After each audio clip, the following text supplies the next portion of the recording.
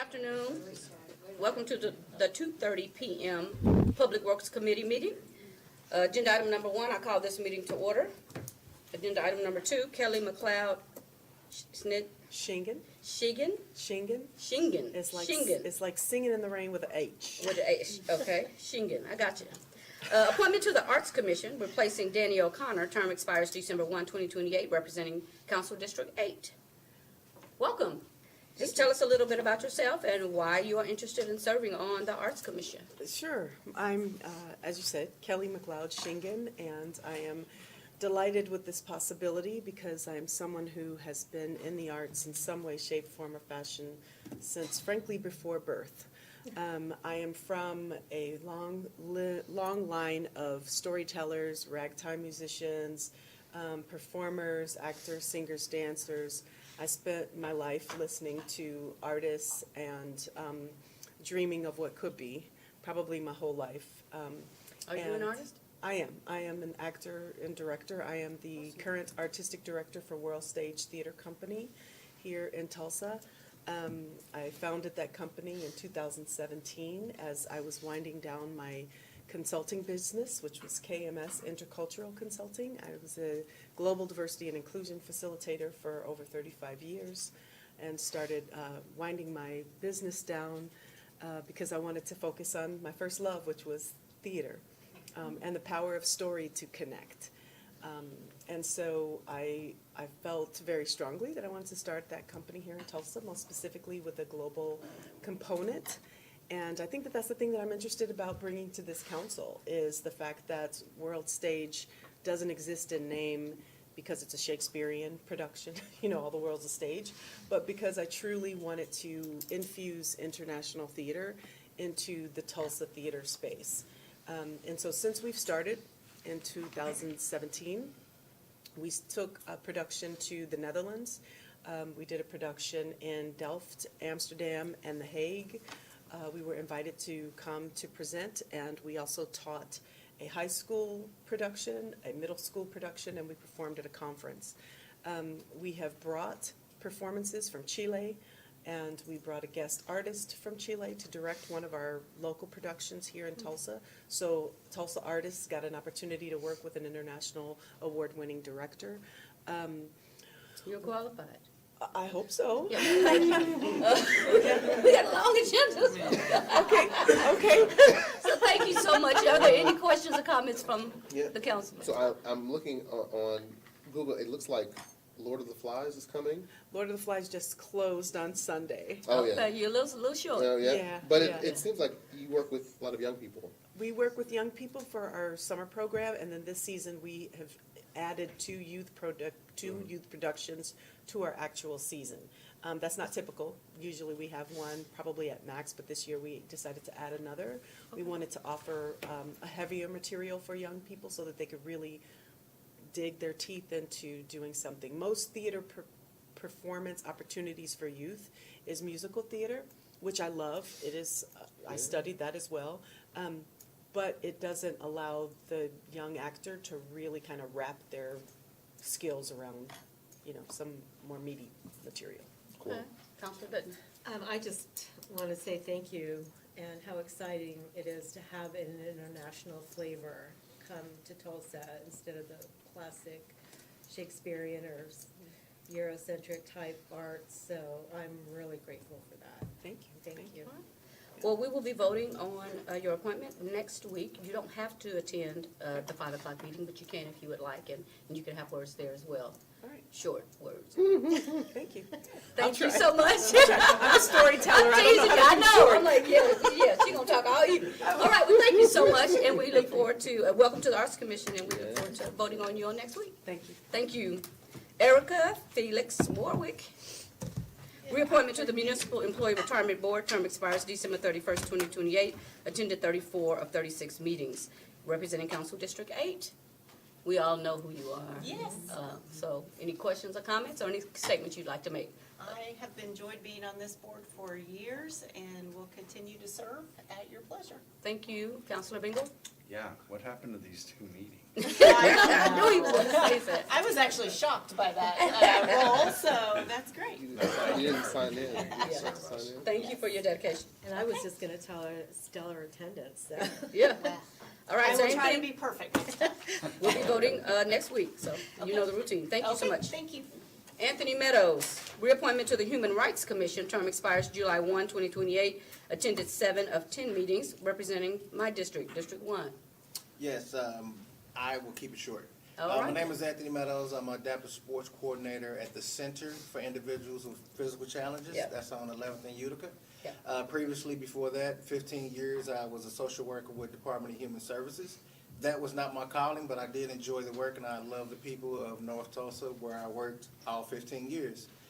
Currently, with my role on the Human Rights Commission, it's just me to bring voice to a voiceless community of people who anybody can Google, like you did shortly, about what is ADA in comparison to measurements and different ways of access and all of that. My thing is, I like to work on the back end of that, and that's basically to show people the spirit of the law. Spirit of the law is 32, 34 inches, that's the law. But I want people to understand that if they just made it 36, it's universally advantageous for everyone, not just the adaptive or disabled community. Thank you so much. Any questions or comments? I'm afraid to speak. I don't like Thank you for continuing to serve. that, and I will continue to serve as long as you guys are having me. Appreciate that. I appreciate that. So again, we'll be voting on the 19th on your appointment as well. You can attend the 5 o'clock meeting, city council meeting if you would like, but it's not necessary. Thank you so much for your Thank you, service. guys. Thank you. All right, agenda item number 5, ordinance closing a certain portion of an alleyway located at 3322 West 45th Street, requested by Alan Betchen of AAB Engineering LLC, situated between lots 1 through 8 and lots 17 through 24 of Block 32 in Yargi, addition to Red Fork, with the utilities scheduled to be relocated out of a portion of the alleyway. The requested closing is for the future development. This is in Council District 2. Yes, ma'am. No, one's a alley closure and one's a street closure. So just, we did get a request for this, and if you look on the first item, item 5 that we're gonna talk about, is an alleyway that exists right here across the parking lot. And then the next item we're gonna talk about is the actual closure of 34th West Avenue from this location all the way up to 45th. So I just want to give you a picture. Southwest Boulevard's over here. Obviously, there's the Red Fork Expressway. There's a quick trip up here, 33rd West Avenue up north. Everybody has to reference my quick trips or Brahms. Brahms is further south on 33rd West Avenue, down by 51st Street, if that helps. So anyhow, this is a redevelopment. It's currently a BOK facility. They're doing an improvement across the way in Crystal City. And it's my understanding that this is going to be the new mega quick trip that's going to go in, probably very similar to 11th and Utica, where we had to do some street closures and things like that around that. So the easement closure is the first one, is item 5. It has been open, more or less. People have been able to access it, but we received no objections whatsoever from any of the private utilities. There is an IDP in process that is going to relocate and do all the utilities, and that's where we are right now. So we're looking at closing this, but we will retain and make sure all utilities have a pathway forward on where their utilities are going to be located. So that's item 5, and we recommend approval of that alleyway closure. Questions or comments? Very excited about the QT that's coming. I'm very excited. Yeah, you don't have to cross those 4 tracks to get up Yeah, there. and get stuck by the train. Yes, sir. All right, agenda item number 6, ordinance closing a certain portion of a public way located at South 34th West Avenue, requested by Alan Betcham of AAB Engineering LLC, situated between West 45th Street South and West 45th Place South in Yargi addition to Red Fork, with the utilities scheduled to be relocated out of a portion of the alleyway. The requested closing is for future development in Council District 2. We've already talked about it. Yes, ma'am. Okay, agenda item number 7, change order number 1 to contract number 137090 between the City of Tulsa and Darris Contractors LLC for project number PL 22-02 in the amount of $46,060, adding 0 calendar days necessary to overlay S4 asphalt on the Boston Avenue Bridge, bringing the surface to an existing grade with the expansion joints of the bridge in Council District 1.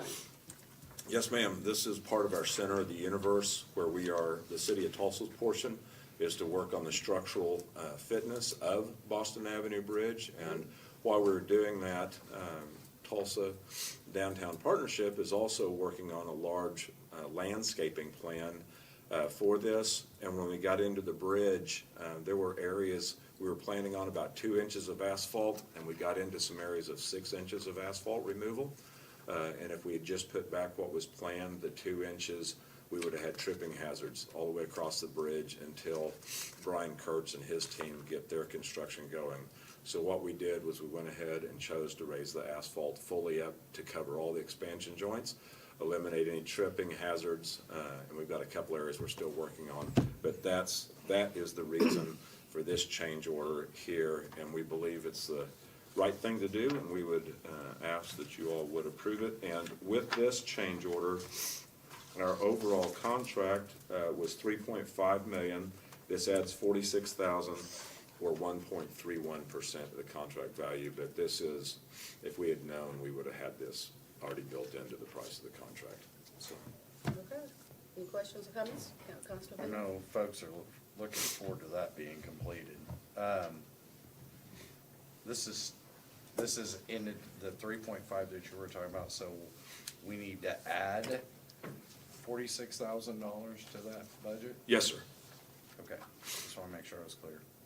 And our bridge work, we got very good bids on this, and we have nearly $1 million left over. So we're gonna be able to assist Mr. Kurtz with bringing his Center of the Universe dream to fruition, we believe. Okay. All right. Agenda item number 9, discussion with the Director of Water and Sewer or his designee and representatives from the Tulsa Metropolitan. Are we on 8? Are we on? Council, I'm sorry, Did I there's miss two. They're, right, number 7 and number 8 are the same project. Oh, They're two okay, I'm different sorry. things. No, Okay, that's back to number 8, change order number 2, the contract number 137090 between the City of Tulsa and Darris Contractors LLC for property number PL 22-02 in the amount of $62,093.28, necessary to complete additional demolition on the Boston Avenue Bridge for upcoming Phase 2 project. Yes, ma'am. In coordination with Tulsa Downtown Partnership, with our addition of that asphalt, they had a permanent look at where these islands that existed out there were gonna be taken out. So what we did was we've increased our island removal since we're doing the asphalt, and we're basically taking that out and away from Brian's project, kind of offset that so that we can do the improvements. So what we did was we reshaped a couple of areas and took out additional asphalt, and we also trimmed down an island that was planned for in their job, but we went ahead and did it while we are doing that increased asphalt, so it just, they wouldn't have to come back and tear out this very same area that we just did improvements. So we think it's an efficient use of the city's funds. So we'd recommend approval of item 8 as well. And this takes our overall change order percentage to 3.08%, and we will be closing out that job at that. So that the total change order for both 1 and 2 is $108,000 out of $3.5 million. And we believe it's the right thing to do, and would ask your approval of the change order. All right. Any other questions or comments?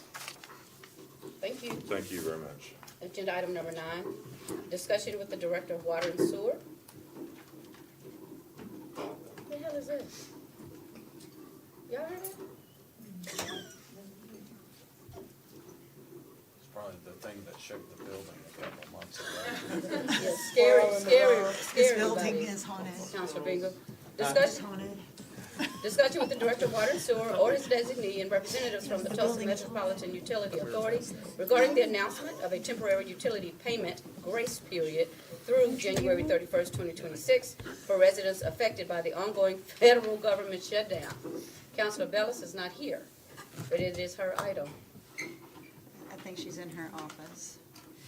Or that may be her listening. Okay. Eric Lee, Water and Sewer Department. Beginning Abraham, Finance. So last Wednesday, November 5th, at the TMUA meeting, they heard and discussed the item. There's concern for our citizens that are federal employees and those that receive SNAP benefits, their ability to pay their utility bill. And so obviously, we've gone through this before. Jack mentioned back in 2020 with the pandemic, we suspended turnoffs at that time and late fees as well. And so TMUA took action on that. I know that there's always some question about who does this apply to. And what TMUA, the language they used, I think, was federal employees, meaning the collective, if you receive a check from the federal government. So whether it's, specific federal employees, those working on contract, or those that are military. I think it was kind of broad and encompassing. Now, if you're Boeing and you have a contract with the federal government, I don't think it meant to go to the employees of Boeing, but, those, not every employee is a direct employee. Sometimes they're a contract employee, so. So this is just for employees, not people receiving?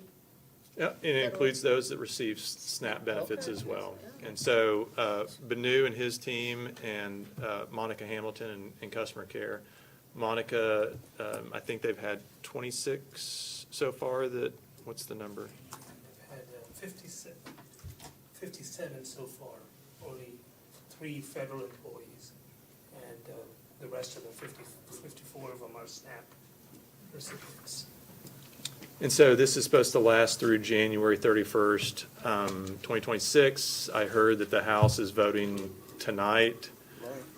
So we'll see what the results are of that. And then, obviously, we'll go back to TMUA and kind of figure out, the collective calls that we receive and how far we want to go with a payback plan. If they're made whole from what they didn't receive, that makes it easier. If they're not made whole, then we may have to extend payment plans to make sure that we're giving them enough time to pay their utility bill. Is this something we'll have to vote on or no? So it's not something that you would have to vote on. I think the way the language is written in the ordinance is it says we may shut them off. We may shut off anyone who doesn't pay. And then it says on late fees, as long as they agree to their payment plan, that late fees can be waived by the director. And so we thought we would just take the simplest route and go through TMUA. Since it's primarily their money. We did talk to the TARE chair as well, and she was adamant that we go down that path, and if TMUA agreed, then she said then TARE would be fine with that as well. Okay. Counselor Griffin?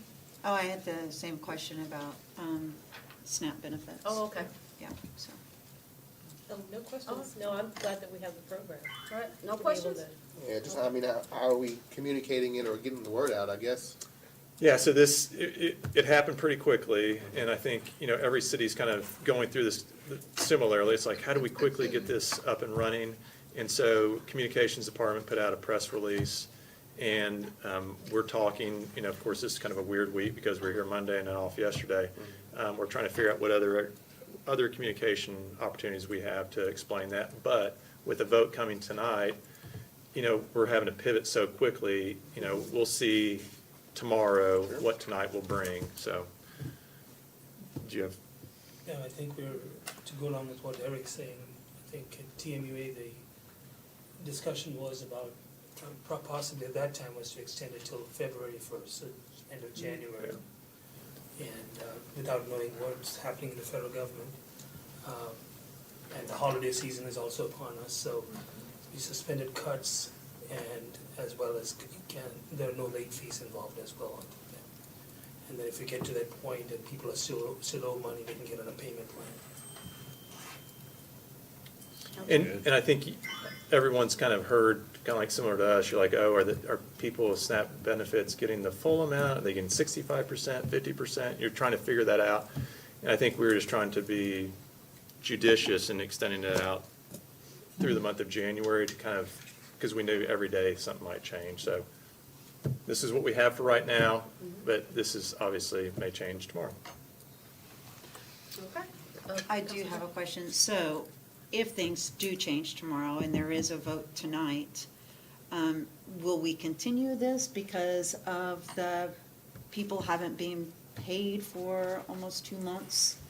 And Right. people not receiving their SNAP benefits? And so I think the goal of putting it out to February 1st, January 31st was to allow us that time to kind of see what are the nuances of what they pass Okay. tonight and how people are either made whole or not made whole. TMUA has a meeting next Wednesday, so we'll discuss it then, but we will continue with what they voted on and approved, which is we're going to continue to allow, people to apply for extended payment plan if they are either a federal employee or they receive SNAP benefits until we change something or TMUA changes something. Because it's still up in the air, even if they're gonna get back paid. Right, So, yeah. okay. All right. Any other questions or comments? Thank All you. right, thank You you. bet. I'm glad Thank we you. we're offering that. Let's see. Maybe we won't need it, but I'm glad it's there if we do. All right, agenda item number 10, discussion regarding the 1921 Race Massacre Mass Graves Investigation Project.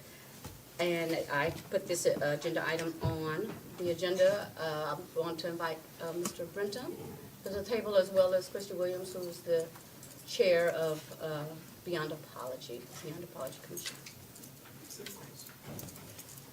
Oh, come on up this way.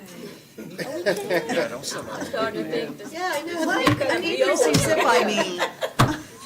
But you can just do it on the other side. Oh, you're, Yeah. sit I'll be wherever closer. you would like. Yeah. Look, you see, it's Yeah. all up high. Mhm. Let me my feet gonna dangle. Thank you, y'all. Yeah, you can Well, hit as the long thing as you're and kicking go down. somebody else and not me. Thank you all for being here. Thank you, Brenton. I know that you are freshly back from paternity leave, so give us an update on the baby. Thank you. She is a little over a month, and her name is Ezra, and it's been great. I'm phasing back into being here all the time, and so glad to come talk about this with the 1921 Race Massacre, because we just finished field work. Just finished the last observation, so I know I'm not requesting an update or anything, because we don't have one yet. But I did want to invite you to the table, for one, to let the council know that this is an initiative that falls under your responsibility. But in the previous administration, again, before you were here, there were concerns about how the engagement as it relates to the mass graves investigation and the council.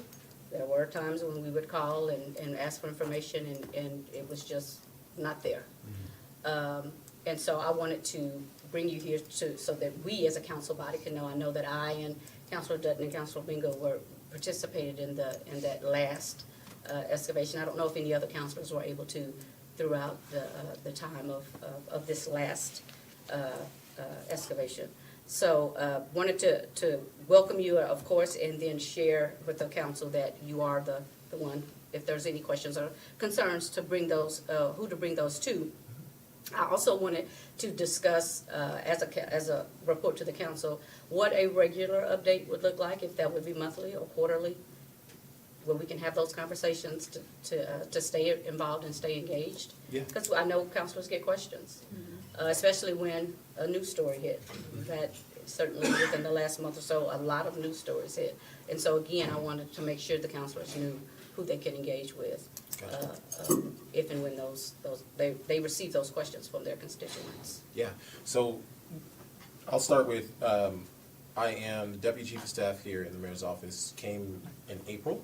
And so inheriting the process of the 1921 Graves investigation is a lot in itself. And I want to say, number one, thank you for all the history, for everyone who's put in work to get us to where we are today, to go over 100 years without really talking about it. Then to start the engine to get some work going is a lot. And so with all that, when I first got here, I'm a kind of systems and processes guy, so I was trying to learn what we have done and where we are to this point.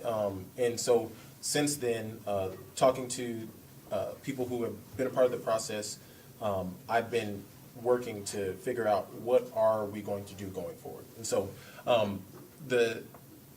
one of the things that we got to do is, say from the June 1st conversation from the mayor, is that we have a commitment in this administration to the Graves investigation. And so with that, it looks like figuring out how to reengage the community. And so I got a chance to talk with Christy from Beyond Apology Commission, as well as Dr. Williams there, to be able to figure out when we are going to have our regular check-ins as a kind of public body that is here. And so I don't know what that is. I don't know either. Okay. But high level, we have, all right. See, that sound like you burping. It's On not the, me. on the mic.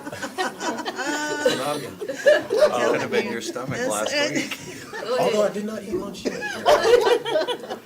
No, the two kind of main seasons, just so we have understanding, is that June 1st, kind of early summer commemoration season, and then the field work season. And so there will be updates around both of those times. Really, it's the field work season where we're getting to work, figuring out what we find. That'll take some time to get the report back, and so, late Q1, early Q2, we get that summary where we can get the what all we found in this last fieldwork season, and then in June we do the larger report out of what it is that we found, as well as the commemoration type things. We're still in the early stages of what it actually looks like to work with the Beyond Apology Commission on that kind of commemoration time, but my goal is to go to their commission meetings at least twice a year and give them a full update on what's going on. And as far as it goes with the counselors, I'm open to having conversations, obviously, if there are questions that come up. But as far as a regular cadence, those are the only two things that we've set up thus far. But I am that point of contact if you do have questions from your constituents or anybody who is wondering about the Graves investigation and what we have planned and what has happened. So. And the field work, roughly month? And It's late fall. So we did it late October we just wrapped up last week with the actual excavations. Where it goes from there is inside the lab to examine the remains and findings. And then from there, we go to the lab work where it's actually the DNA sequencing. In April, I did not know all that came with this process, but there are so many steps, and then it goes into genealogy work. And so all these things take time, but around a month long from around October-ish to early November is the best kind of weather season for us to actually do this and try to stay dry and not overheat people out there. yeah, if you can get a calendar or a schedule, that would be appreciated, because I do recall early on, the first time, it was sweltering out there, so it was much more in the summer. And so obviously that has shifted and changed, and I didn't know if that was for that reason or if there was other reasons, funding or what have you, that led to our change in schedule. I think from my encounter as well, getting the budget approved, early summer helped us know when we'd be able to do the next field work season as well. Getting all those plans and having the report actually done, and then being able to bring it to you guys. So for, Okay, yeah, well, I was gonna just give an update for some of the newer counselors, because again, they're new to the whole process. Initially, there was a Mass Graves Oversight Committee when all of this work first began. And again, during the last administration, the Mass Graves Oversight Committee was basically swept under the rug. And so, in speaking with you offline about how can we reengage and build that community support, and I know we've had some offline communications, and you've talked with Christy, being the chair of the Beyond Apology, and how we can incorporate, because cultural history is part of one of the goals of the 7 pillars that came about as a result of the Beyond Apology Commission report. And so collaborating on that is something that we want to, we definitely want to talk more about and make sure that happens. You were going to have to. Well, absolutely. My question was about the late October to early November being sort of the span of excavation, I wondered if that was just because of weather, or is it because of funding? I have no idea about the technical aspects of the work, but I would think to myself, as long as it's warm and dry outside, you can be working. Is there the opportunity to do more with more of the year, or were there just scientific considerations? There's obviously a combination of things that go into when the season is, from I think weather, as well as budgeting, as well as reporting standpoint. It falls in line for us to get as much information as we can, gather that information, get recommendations for what our next steps, then come back and be able to do it again. And that's the process that we've gone for. Weather is enough. In Tulsa weather, it will, reason. being out there in 106 is not. Been there, done that. fun. And that's tough. I mean, even when we were there, it was still pretty warm. But nothing like, middle of June, July. Yeah. So, yeah, and just again, going back to the oversight committee, which I thought, worked pretty well, but for whatever reason, that fell off. And so re-engaging with that, I do want to bring up something that I noticed when we came out in last week, or week before last at this point. And so, as the remains are being transferred from the graves to the labs, I noticed something that happened as far as the flag that's being used to carry those remains. It concerned me, and I did a post, I don't know if you saw it or not, because that was something that the original mass graves investigation group and team addressed. And it went well, and we were using a black cloak. It changed, and I don't know when. I don't know when it changed, because again, a lot of that work, I would say, in the last 2 years, 2.5 years, the oversight committee was not really engaged in. Certainly don't need to digress back to that, but what I do want to offer is a flag that I purchased, and for that to be used out of respect. Again, this was an issue and a concern that was raised early on, and for whatever reason, we reverted back, and so I wanted to make sure that on the record that this is the alternative that we would like to see done. Can I also say something? Yes. First, I want to say to Brenton and Kyra, you all have been great. Yep. I can call, I can send a message, and you guys respond And back. get a response. And you're engaging, and so that's this administration has been great. And I want to say, when you talked about when we had the oversight committee, and we did vote on not using the Tulsa flag. And Brenton gave me a great analogy of changing that narrative that we talked about, but I also know a lot of people in the community, they don't want to use the Tulsa flag. I mean, they just don't, and I think they should have a say in that as well, because we are a large descendant community, and I think that's important to get their voices in that matter. But I do know when we had the oversight committee, Kevin Ross, who was our chair of that committee, he wanted the Tulsa flag, but we were outvoted, and he went with what was voted on, and then it went back to the Tulsa flag. So I say all that to say it is important that we don't repeat what happened, because there is a huge hurt that has happened. As Regina Goodwin says, when we became the out-of-sight committee. And so there still is a lot of hurt in the community. And so I do think we should have some type of community meeting, as we once did, just to say, because, they're coming to town hall, to the Nessus town hall meetings. They're calling, church members are asking, what's going on with this, what's going on with that. And they're not here to really get that information. And so, and then we also have veterans.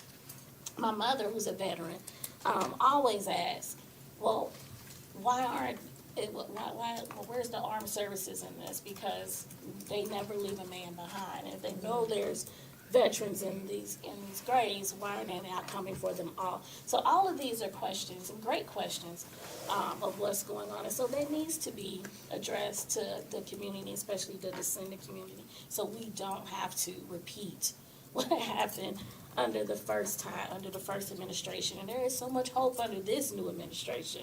And so I just don't want that to get lost. Yeah.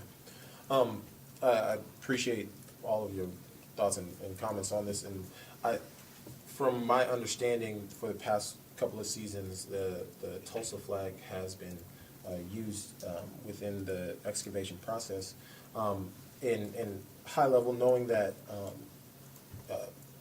Kevin Ross, who led as the Public Oversight Committee chair before he passed, he did push for the flag. And what I'll say is, again, from my knowledge and understanding, that when the Oversight Committee became less engaged, the thought that happened was, as the work continued to move forward, the people who were still engaged, which did include Kevin Ross, who was a part of that Oversight Committee, were giving the recommendations. We also have Ms. Brenda Nails Alford, who is here, who was a part of that and has stayed engaged. But in zooming, They got to be. We were not allowed to be. They got to be still engaged. So it's and from my understanding, again, for everyone who was engaged, that's how the process moved forward. And zooming out a little bit, just to look at the flag, I think similar to the posts that had come forward and the sentiments that are there, I can understand why there's frustration about why the city or whoever might have caused the harm being represented and what is moving it forward could be frustrating. The thought that I have, and what has even kind of been raised, is this is not necessarily that same community that is addressing that harm. And the flag that the city of Tulsa has today represents a completely different community, and the city actually voted on this flag that we have now, which has an ode to the race massacre in the middle. If you look at the red that is in the middle, that actually represents the blood that was shed in the 1921 race massacre. And so my hope is not to, fight necessarily for or against. Our goal is to re-engage with the community and also bring understanding as to why, we thought it appropriate to continue to move forward from what had happened in previous seasons and how we can continue to move the process along. And that wasn't a stopgap in the conversations that we had leading up into this fieldwork season. Now we have a whole year, basically, almost, until the next fieldwork season. And so working with you guys and engaging on how we move forward when it comes to that process is something that we're definitely open to do. But I just wanted to give some context and color into how we ended up where we did this season. Yes. Councilor Bingo. So I just want to address your veteran concern. Obviously, when Mr. C.L. Daniel was identified, I made sure to facilitate that he got the honors that he deserved. There was another individual who was identified, I believe his name is James Goings, if I remember the name correctly. He was also identified as a veteran, and I made that commitment to the mayor. I said, hey, when we find out, if we find this person's remains and he's identified, that we render those same honors. I will also remind you that there's also a process when the military is involved about taking possession of remains and how they process those. And even when the Daniel family came to Tulsa for that funeral, I committed to them, hey, I want to make sure that if you decide to take your loved one and transport them, these folks didn't even know he existed, If you decide to tech transport him back to Georgia, we want to make sure we do that in a respectful way and still honor his service. So I will speak as the veteran counselor. We are committed to that. Thank you, thank you. Thank you very much. Councilor Dutton.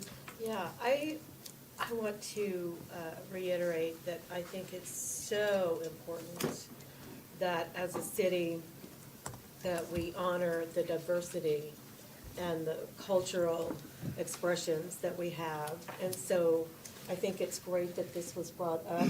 Not every culture celebrates death or life in the same way, and not every culture honors. Are you referring to the bagpipes? Yes. Not everybody For honors the process of grieving the same way. And so I think we really need to be cognizant as a community to really embrace that not everybody is going to do a classic funeral type of process when, you know, you're sending your loved ones off. So I think keeping that in mind, we need to think of, you know, even the Native Americans have their own traditions, and Asians have their own traditions. And so we really need to be aware and honor that. So I'm glad that this is being considered. I apologize. I'm sure this is already discussed, and I came in late, so I apologize to everyone. I just wanted to check, especially hearing about, you know, and I know we had discussed this as well related to the flag and some of those things, like what had been voted on previously. So is the oversight body being reinstituted, or? So our public engagement won't look like the oversight committee of the past. It will be more so through the Beyond Apology Commission.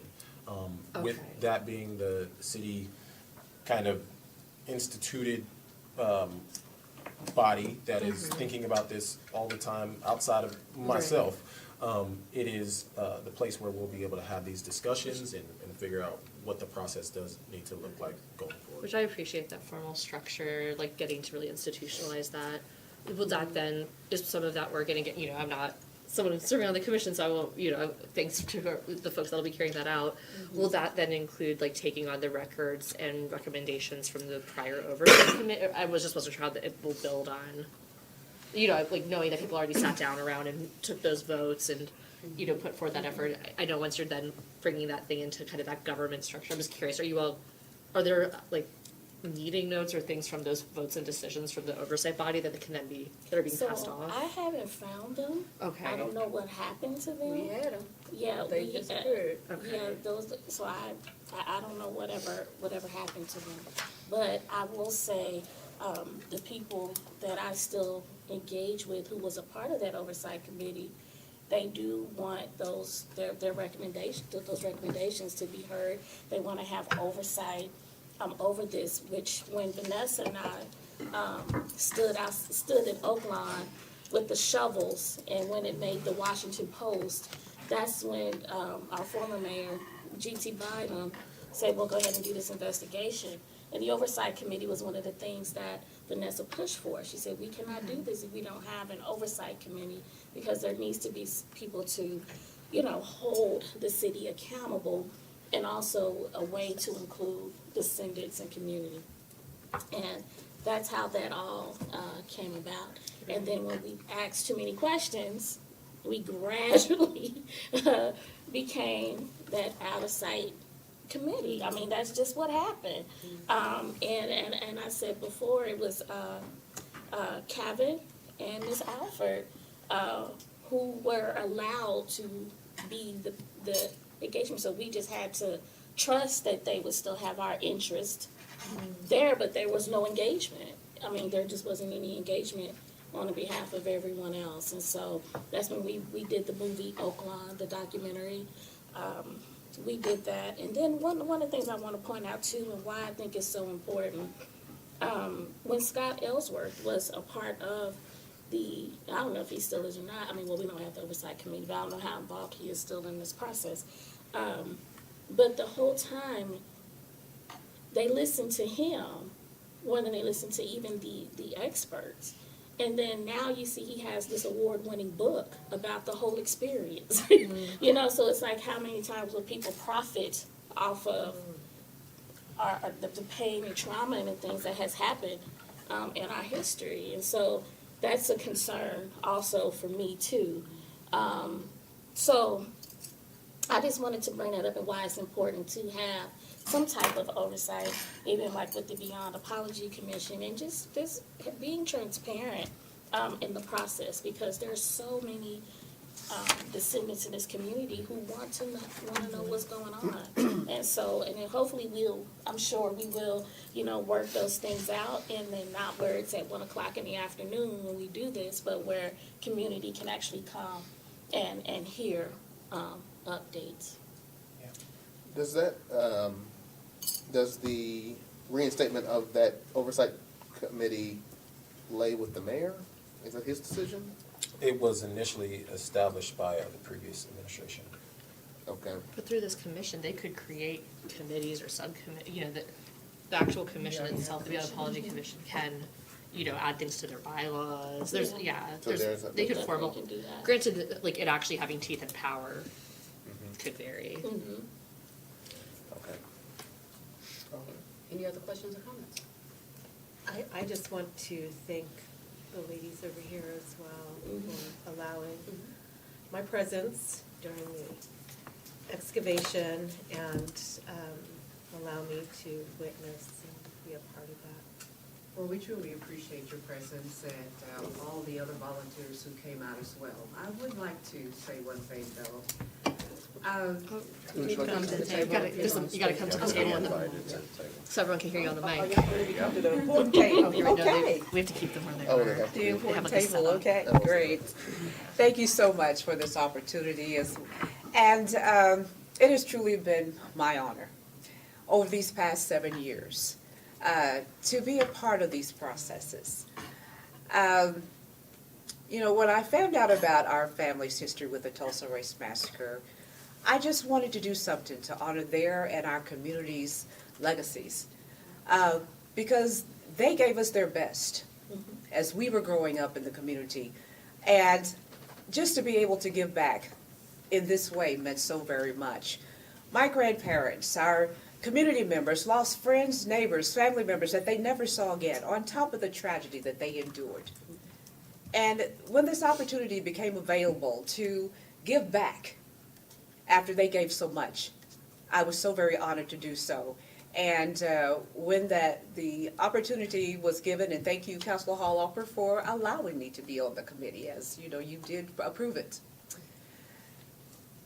Unfortunately, you know, as time went on, you know, this has been a situation that has been unprecedented.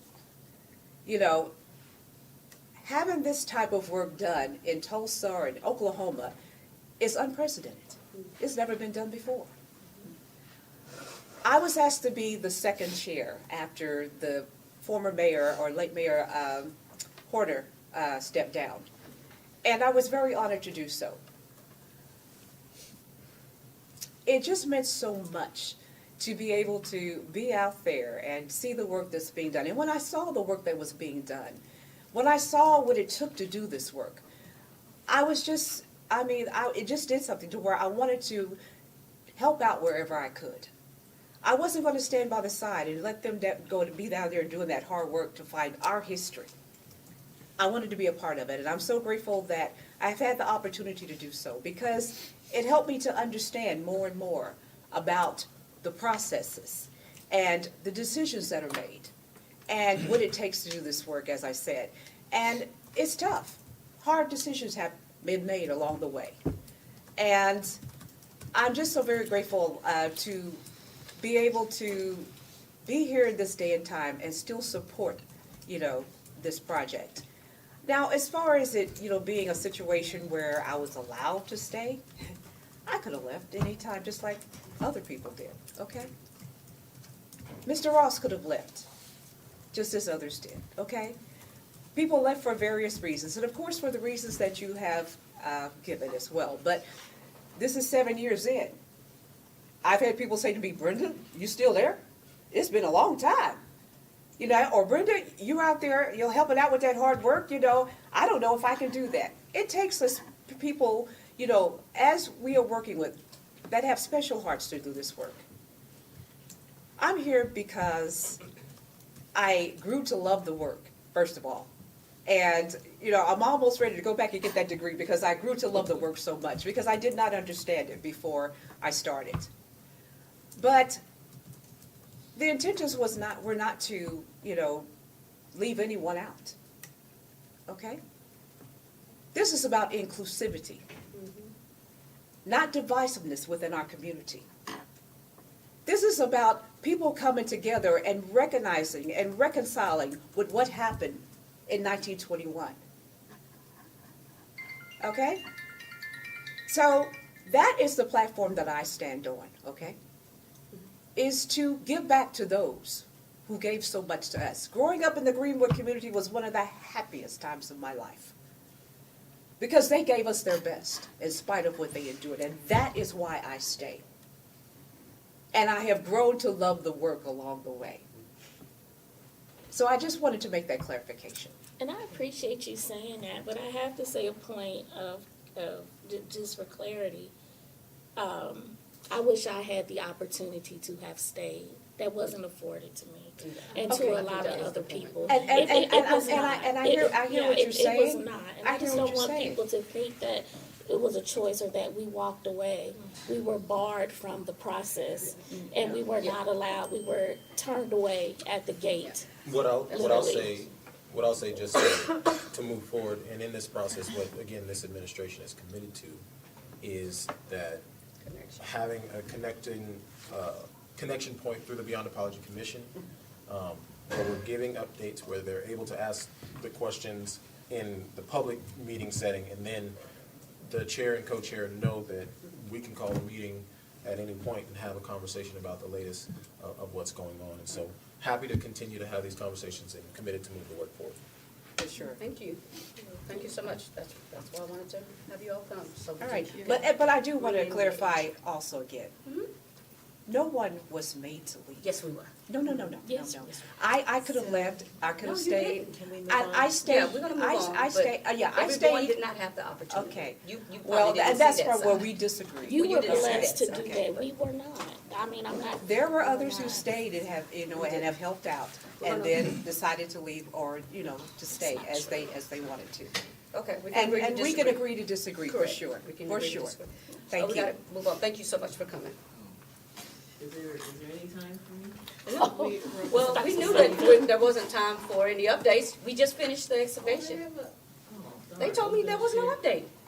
Oh, she just had some comments she'd like to make. Oh, well, come on up. Absolutely. I didn't expect you to come and do a report because I knew. Oh, no, you- you're you- fine. you're not- you haven't done any Hello report for the yet. counselor. I'm Dr. Stubblefield. I'm the lead forensic anthropologist on our investigation. And I wanted to say thank you to all of you counselors, because of you, we have been able to get where we are today. We have the identification of C.L. Daniels, Private Daniel. We hope to get him returned to his family. We have the identification of Mr. Gillespie. And even though we won't know if he's ever a victim historically at this point, seeing his family reconnect has been very rewarding. And the Goings family, we may find his remains. I really hope that. And then we have this season where we've recovered remains of 2 gunshot wound victims. So we are making progress. And that progress does stem from your involvement. And I like to focus on that because your involvement has shown that this is a community effort. I go to church in Woodland Hills when I'm here, and often I'm asked about, what's that work they're doing over there? I'm pretty sure they pay taxes, though.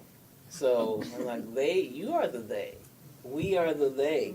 I am not, there are not a lot of black forensic anthropologists, I'm not going to deny that. But of them, I have ties to Tulsa. My parents grew up here, and my father's aunt lost her house in the riot. I'm grateful that's all they lost, but I didn't know that history until this investigation. But a lot of us working towards this, we're not as deeply rooted as some of you. We're not still living here. My parents left, but we have connections to Tulsa and Oklahoma, and we're grateful for your connections and your investment. So I needed to tell you, you know, two, not just one, then Yeah, I'll move it on. But that's thank an you. update.